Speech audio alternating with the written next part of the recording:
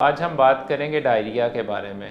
तो डायरिया पाकिस्तान के अंदर बच्चों में होने वाली सबसे कॉमन बीमारी है और अगर दुनिया के एतबार से देखा जाए तो उन ममालिक जिनमें बच्चों के अंदर डायरिया की वजह से डेथ्स होती हैं, पाकिस्तान का तीसरा नंबर है। तो इससे आपको अंदाज़ा हो सकता है कि ये हमारे यहाँ कितनी एक मेजर बीमारी है और इसके बारे में जानना और इसका बर वक्त इलाज करना कितना ज़रूरी है।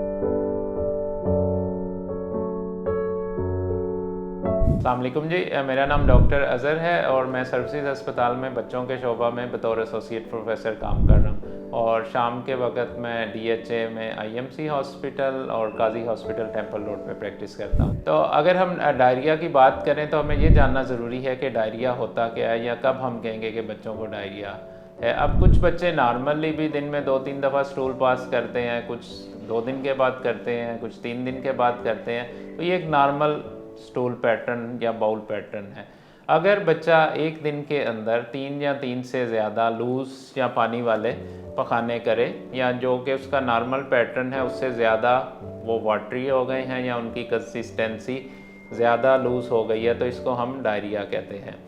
और डायरिया अगर हो गया है तो हमने ये भी देखना है कि इसकी वजूहात क्या हैं ताकि हम उनको कंट्रोल करके इससे आइंदा के लिए बचा जा सके। तो हमारे यहाँ जो डायरिया की सबसे कॉमन वजह है वो माँओं का बच्चों को दूध ना पिलाना, यानी कि ब्रेस्ट फीडिंग का ना होना।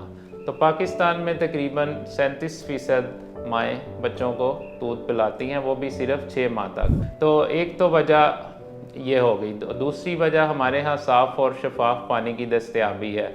अगर हम स्टैटिस्टिक्स को देखें तो पाकिस्तान में सिर्फ 20% अवाम को साफ़ पानी की सहूलत हासिल है और तकरीबन 66% 66% लोगों जो घर में पानी इस्तेमाल करते हैं वो बैक्टीरिया के साथ कंटेमिनेटेड होता है। तो पानी का साफ़ होना बहुत ज़रूरी है। इसके अलावा बैक्टीरिया, वायरसेस और पैरासाइट्स, इनसे साथ बच्चों में डायरिया होता है और इनके होने की वजह स्ट्रीट फूड, स्ट्रीट वेंडर से लेना या अनहेल्दी फूड प्रैक्टिसेस हैं। तो अब हम बात करेंगे कि अगर डायरिया हो गया तो हमने करना क्या है। तो डायरिया अगर आपके बच्चे को स्टार्ट हो जाता है और सुबह का वक्त है या रात का वक्त है और बर वक्त आपके पास मुआलिज मौजूद नहीं या हॉस्पिटल नहीं जा सके, तो आपको ये पता होना चाहिए कि आप करीबी फार्मेसी से ORS, जिसको हम ओरल रिहाइड्रेटिंग सोल्यूशन कहते हैं, वो लेके फौरी तौर पे स्टार्ट कर सकते हैं। और इसके देने का तरीका ये है कि आपने इसको छोटे छोटे घूंटों की सूरत में देना है। एकदम बच्चे को फीडर में डाल के बेहतर है कि ना पिलाएं, चम्मच के साथ पिलाएं। और अगर बच्चा उल्टी कर देता है तो आपने उस सूरत में उसको दोबारा पिला देना है, क्योंकि वो सारा ORS उल्टी नहीं होता, कुछ ना कुछ अंदर रह जाता है। तो आपने बच्चे के अंदर पानी की कमी नहीं होने देनी, क्योंकि जो पानी की अगर कमी हो जाएगी तो उससे फिर डायरिया से होने वाली पेचीदगियाँ जन्म लेती हैं, जिनके अंदर बच्चे का सुस्त हो जाना, दूध पीना छोड़ देना, पेशाब का रुक जाना या झटके लगना शामिल है।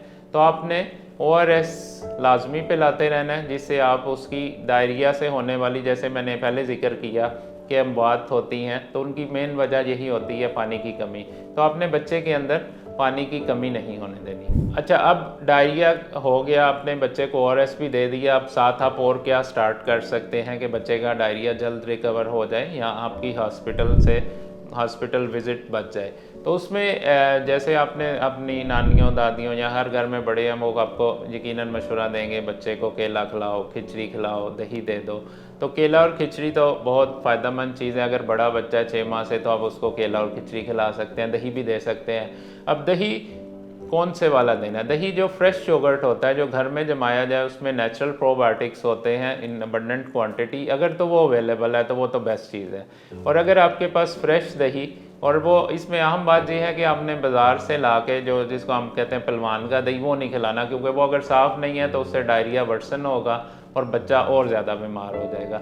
और अब अगर आपके पास फ्रेश योगर्ट अवेलेबल नहीं तो उसके अल्टरनेटिव सोल्यूशन मौजूद हैं। उसके लिए मार्केट के अंदर बहुत सारे प्रोबायोटिक्स मौजूद हैं, जिनके अंदर से प्रोटीजे एक अच्छा ब्रांड है। और ये एक्ट कैसे करता है? बेसिकली ये गुड बैक्टीरिया होते हैं, जब आपको डायरिया लगता है तो आपके जिस्म में कुछ ना कुछ जरासीम जाते हैं, जिसकी वजह से डायरिया शुरू हो जाता है।